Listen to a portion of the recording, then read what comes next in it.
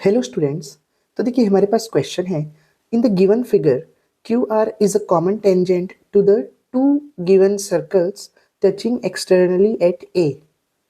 The tangent A meets Q R at P if A P is equal to 4.2 centimetre then the length of Q R is. तो देखिए सबसे पहले तो मैं आपको question explain करता हूँ। क्या लिखा है क्वेश्चन में कि क्यू आर एक कॉमन टेंजेंट है दो सर्कल्स का। तो देखिए ये जो क्यू आर लाइन दिख रही है ये कॉमन टेंजेंट है, लिखा है मतलब ये इस सर्कल को भी टच कर रही है और ये वाले सर्कल को भी टच कर रही है, दोनों के लिए कॉमन टेंजेंट है क्यू आर। ठीक है, उसके बाद लिखा है दो ऐसे सर्कल हैं जो पॉइंट ए पे टच कर रहे हैं, ये भी दे दिया हुआ है। सर्कल्स ऐसे हैं कि जो पॉइंट ए पे टच कर रहे हैं, मतलब पॉइंट ए दोनों सर्कल के लिए कॉमन है, तो ये भी दे दिया हुआ है।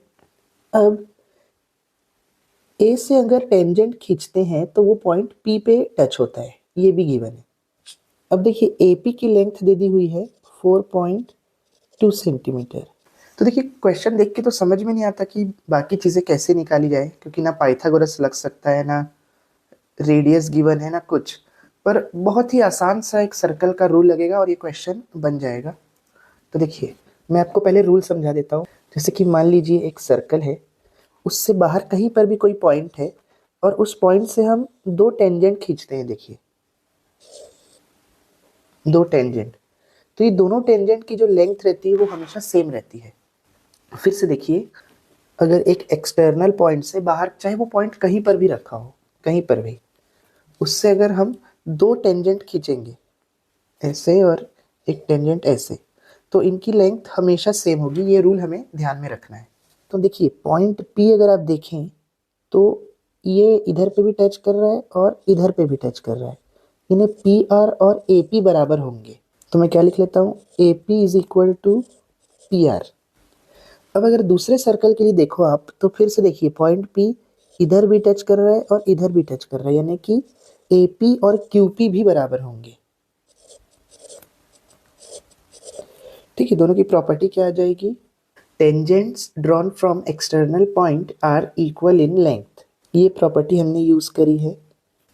तो देखिए AP PR के बराबर है और AP QP के भी बराबर है, तो कुल मिलाकर तीनों बराबर हो गए, यानी AP equal to PR equal to QP।